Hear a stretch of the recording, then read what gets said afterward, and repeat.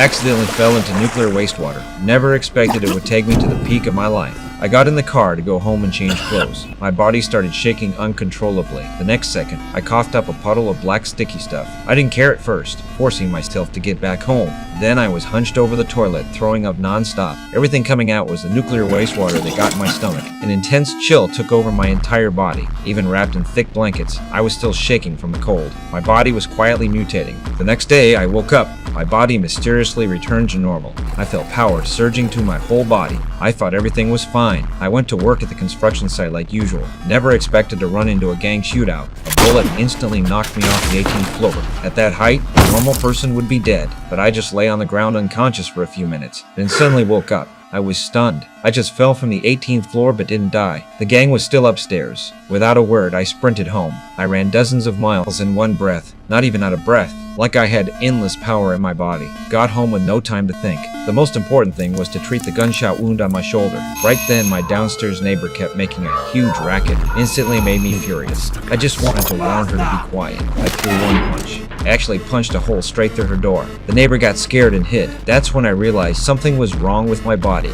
To test it, I pulled out my wardrobe, gave it a light push. The several hundred-pound wardrobe flew straight out. Then I went for the radiator. Pulled it off with barely any effort. Pressed down slightly. The radiator turned into an accordion. After falling into the nuclear waste, I awakened superpowers. Dirt poor as I was, a bold idea came to mind. Under cover of the dark night, I put on a mask, walked up to an ATM machine, started hammering away at it.